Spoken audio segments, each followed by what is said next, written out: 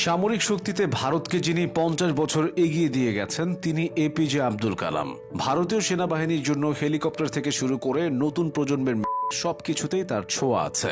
পৃথ্বী, অগ্নি, আকাশ, ত্রিশূল, ভারতের প্রতিরক্ষা ব্যবস্থার এই শক্তিশালী স্তম্ভগুলোর পেছনের মূল কারিগর ছিলেন তিনি জানতেন দেশের নিরাপত্তা সবকিছুর উপরে, আর তাই প্রতিরক্ষা গবেষণার ক্ষেত্রে যে বিপ্লব তিনি এনেছিলেন তা ভারতকে বিশ্বের শক্তিশালী দেশগুলোর কাতারে নিয়ে গেছে। সবচেয়ে বড় ব্যাপার হলো আব্দুল কালাম প্রত্যেক ভারতীয়র ভেতর স্বপ্নের বীজ বুনে দিয়েছেন। তিনি একই সঙ্গে বিজ্ঞানী ও রাষ্ট্রপতি ছিলেন। এছাড়া তিনি ইন্টিগ্রেটেড গাইডেড ডেভেলপমেন্ট প্রোগ্রামের প্রধান পরিকল্পনাকারী ছিলেন। এই প্রোগ্রামের মাধ্যমে তৈরি হয় পৃথ্বী, ছোট দূরত্বে কাজ করে; অগ্নি, দীর্ঘ দূরত্বে সক্ষম; আকাশ পথ থেকে প্রতিরক্ষা; ত্রিশূল, বহুমুখী ব্যবহারের জন্য; নাগ, নির্দিষ্ট লক্ষ্য ভিত্তিক। ভারতের মহাকাশ জয়েও তিনি অবদান রেখেছেন। তিনি ভারতীয় মহাকাশ গবেষণা কেন্দ্র তথা ইসরোর বিজ্ঞানী ও বিজ্ঞান প্রশাসক হিসেবে কাজ করেছেন টানা 40 বছর।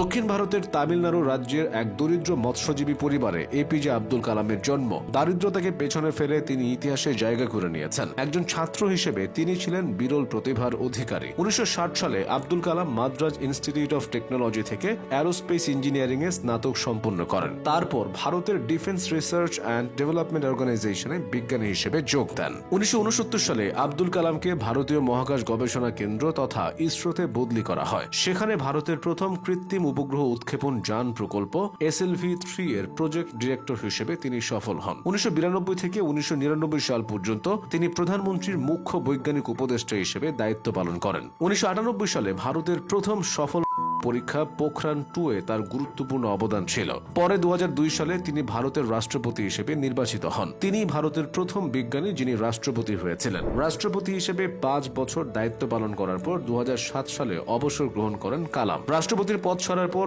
এপিজে আব্দুল কালাম ছাত্রদের পড়ানো শুরু করেন। বর্ণিল জীবনে তিনি অনেক পুরস্কারে সম্মানিত হয়েছেন। মোট 40টি বিশ্ববিদ্যালয় থেকে তাকে সম্মানসূচক ডক্টরেট উপাধি প্রদান করা হয়েছে। 1981 সালে ভারত সরকার তাকে পদ্মভূষণ এবং 1990 সালে পদ্মবিভূষণে ভূষিত করে। 1997 সালে দেশের সর্বোচ্চ অসামরিক সম্মান ভারত রত্নে তাকে ভূষিত করা হয়। এপিজে আব্দুল কালাম কবিতা লিখতেন। সঙ্গীতের প্রতি ছিল তার গভীর অনুরাগ, বিশেষ করে উচ্চাঙ্গ সঙ্গীত। 2015 সালের 27 জুলাই এ মহান ব্যক্তিত্ব পরপারে পাড়ি জমান। প্রধানমন্ত্রী নরেন্দ্র মোদী 2015 সালের 15 অক্টোবর কালামের 84তম জন্মবার্ষিকীতে নয়াদিল্লির DRDO ভবনে কালামের স্মরণে আনুষ্ঠানিকভাবে ডাক টিকিট প্রকাশ করেন। নরেন্দ্র মোদীর সঙ্গে তার অত্যন্ত ঘনিষ্ঠ সম্পর্ক ছিল। এপিজে আব্দুল কালাম নিজে যেমন স্বপ্ন দেখেছেন আজীবন, ঠিক তেমনি অগণিত মানুষকে স্বপ্ন দেখতে শিখিয়েছেন। মাঝে মাঝে তিনি শিক্ষার্থীদের উদ্দেশ্যে বলতেন, কখনো যদি নিজেকে একা মনে হয় তবে আকাশের দিকে তাকাবে। আমরা একা নই, পৃথিবীটা আমাদের বন্ধু। যারা কাজ করে ও স্বপ্ন দেখে প্রকৃতিও তাদের সাহায্য করে। তার প্রত্যেকটা কথা ছিল অনুপ্রেরণার উৎস।